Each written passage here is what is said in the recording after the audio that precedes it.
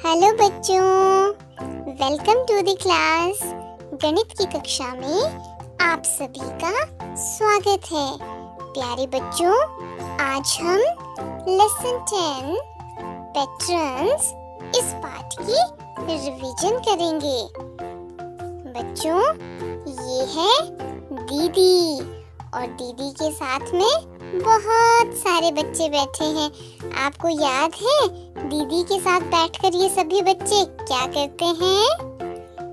हाँ, ये है इन सभी बच्चों का सर्कल टाइम, यानी कि एक्टिविटी करने का समय। ये सभी बच्चे दीदी के साथ पैटर्न्स की रिवीजन कर रहे हैं। तो प्यारे बच्चों, आइए हम भी पैटर्न्स की रिवीजन करते हैं। बच्चों, ये है नैना का घर और ये है नैना की माँ। नैना की माँ आप सभी का हाथ जोड़कर स्वागत कर रही है और ये है इनकी प्यारी सी बेटी नैना। बच्चों, नैना आप सभी को कुछ बताना चाहती है। नैना आपसे कह रही है, देखो फ्रेंड्स, मेरी मम्मा की साड़ी देखो। साड़ी का बॉर्डर ध्यान से देखो। आपको इस बॉर्डर में कुछ डिजाइन नजर आ रहा है? हाँ, मुझे भी नजर आ रहा था और जब मैंने इस डिजाइन को ध्यान से देखा तो मुझे पता चला कि ये तो एक सुंदर सा पैटर्न बन गया है। फ्रेंड्स, मेरी मम्मी के गले में हार देखो, इसमें भी तो कितना सुंदर पैटर्न बना है। मेरी मम्मा के कानों के झुमके देखिए, इनमें भी कितना सुंदर पैटर्न फॉलो किया गया है। और हमारे घर के कर्टन्स देखिए, इन कर्टन्स में भी कितना सुंदर पैटर्न है। तो फ्रेंड्स, आपको याद है पैटर्न पार्ट में हमने जाना था कि हमारे आसपास की बहुत सी वस्तुओं में पैटर्न पाए जाते हैं। जरूरत है कि हम उन्हें ध्यान से देखें और समझें। तो चलो मेरे साथ रिवीजन करने के लिए तैयार हो जाओ।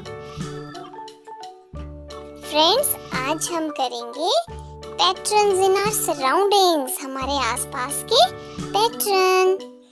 फ्रेंड्स, हमारे आसपास के जो पैटर्न हैं, उनके मैं कुछ सैंपल आपको दिखाऊंगी और आप भी अपने घर पर उन पैटर्न्स को ढूंढने की कोशिश करना।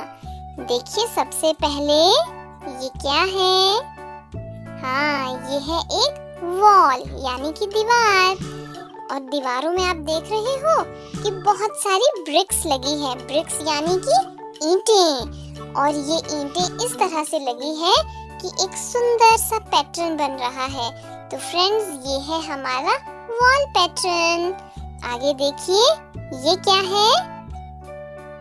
बहुत सारे स्क्वायर्स बने हैं। कुछ लाइट पर्पल कलर के स्क्वायर्स हैं और कुछ लाइट ब्राउन कलर के स्क्वायर हैं। एक लाइट पर्पल कलर का स्क्वायर, दूसरा लाइट ब्राउन का स्क्वायर, फिर तीसरा फिर से पर्पल का, चौथा फिर से लाइट ब्राउन। तो बच्चों, क्या आपने इस तरह के पैटर्न कहीं देखे हैं? याद करने की कोशिश कीजिए। हाँ, ये है फ्लोर पैटर्न। अक्सर आपने देखा होगा आपके घर में कमरे, बरामदे, किचन या फिर बाथरूम और टॉयलेट के फर्श पर इस तरह के पैटर्न टाइलों से बने होते हैं। फ्रेंड्स, आगे चलें। हमारे आसपास के पैटर्न, फिर से एक फ्लोर पैटर्न का डिजाइन। अरे वाह, ये डिजाइन तो कितना सुंदर है ना। आगे देखिए, पैटर्न इन लीफ, यानी कि पत्ते में पैटर्न। फ्रेंड्स, ध्यान से देखिए, ये एक हरे रंग का पत्ता है और इसमें ये लाइंस समान रूप से दोनों तरफ बनी है। तो कर रही है ना एक प्रॉपर पैटर्न को फॉलो। हाँ, यही तो मैं आपको बताना चाहती थी। फ्रेंड्स, मेरे घर में तो ये जो मेरा बेडरूम है, उस पर जो बेडशीट रखी है उसमें भी पैटर्न है। आपको इसमें मिकी माउस नजर आ रहा है ना, पिलो कवर में, क्विल्ट कवर में और मेरी बेडशीट में।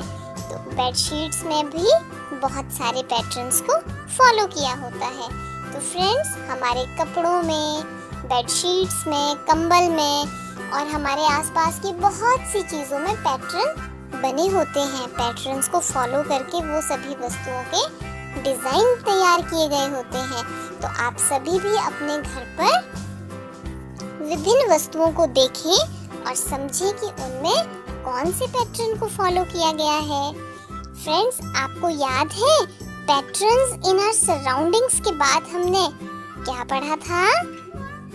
हाँ, हमने पढ़ा था पैटर्न्स इन शेप्स, यानी कि आकृतियों में पैटर्न। फ्रेंड्स, ये है सर्कल जो ग्रीन कलर का है और ये ट्रायंगल, ये येलो कलर का है। फिर से सर्कल, फिर से ट्रायंगल, सर्कल एंड ट्रायंगल। तो बच्चों, पहले हमने सर्कल रखा, फिर ट्रायंगल, फिर सर्कल, फिर ट्रायंगल। बन गया ना सुंदर सा पैटर्न। चलो देखते हैं अगला पैटर्न कैसा है। अरे, इस आकृति में तो 5 भुजाएं हैं। इसका मतलब इसका नाम है पंचभुज, यानी कि पेंटागन। ये है ब्लू कलर का। इसके बाद ये आया रेक्टेंगल, रेड कलर का।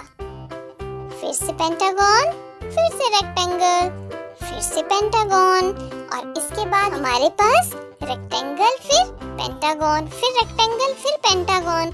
ऐसे करते करते एक बहुत सुंदर सा शेप्स का पैटर्न बन जाएगा। फ्रेंड्स, आगे देखिए, आगे हमने क्या किया था? नंबर पैटर्न्स, यानी कि संख्याओं में पैटर्न। फ्रेंड्स, देखिए ये क्या है? 1, 3, 5, 7, 9, 11 और ये 13। फ्रेंड्स, आप सभी ध्यान से देखिए कि एक के बाद जब हमने 3 लिखा तो 1 और 3 के बीच की एक संख्या को हमने छोड़ दिया, यानी कि 2 को। फिर उसी तरह से 3 और 5 के बीच 4 को हमने छोड़ दिया। 5 के बाद हमने 6 को छोड़ा, हमने लिखा 7। फिर 8 को छोड़ा, फिर लिखा 9। तो बच्चों, इस तरह से हमने एक एक संख्या को छोड़ते हुए इस सीक्वेंस को आगे बढ़ाया है और ये बन गया हमारा नंबर पैटर्न। अगला देखिए कौन सा पैटर्न आने वाला है? 10, 20, 30, 40, 50, 60 और ये 70। तो बच्चों, आप सभी ने इसमें एक बात नोट की? नैना ने तो कर ली। आप सभी भी प्रयास कीजिए। हाँ, इसमें क्या है कि ये जो संख्याएं हैं, इसमें 10-10 से हर संख्या को बढ़ाया गया है। तो इसका मतलब 10 में 10 को जोड़ा तो क्या बन गया? 20। 20 में 10 जोड़ा तो बन गया 30। 30 में 10 जोड़ा तो बन गया 40 और 40 में 10 जोड़कर हमारे पास आया 50। 50 में 10 जोड़ा 60 और 60 में 10 जोड़ा तो बन गया 70। इस प्रकार से हमने इसमें 10-10 की संख्या को जोड़कर एक नंबर पैटर्न तैयार कर लिया।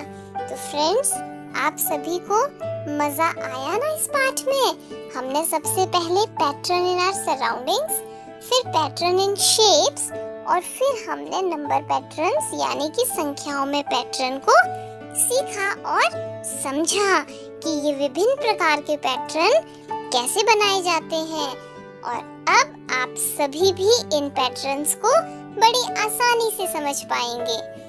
तो फ्रेंड्स, इससे पहले कि हम कक्षा को समाप्त करें, आपके लिए एक बहुत आवश्यक संदेश है। स्टे सेफ, यानी कि सुरक्षित रहें। फ्रेंड्स, आप सभी को पता है ना कि हमें कोरोना से अपने आप को बचाना है, तो आप सभी से मेरी रिक्वेस्ट है कि आप अपने हैंड्स को प्रॉपरली वॉश करें और अपने मुंह पर मास्क लगाकर रखें तथा अपने मुंह और नाक दोनों को ढककर रखें, ताकि हम इस बीमारी से अपना बचाव कर सकें। प्यारे बच्चों, आज की कक्षा में इतना ही। कल हम इसी समय फिर से मिलेंगे। बाय बाय बच्चों।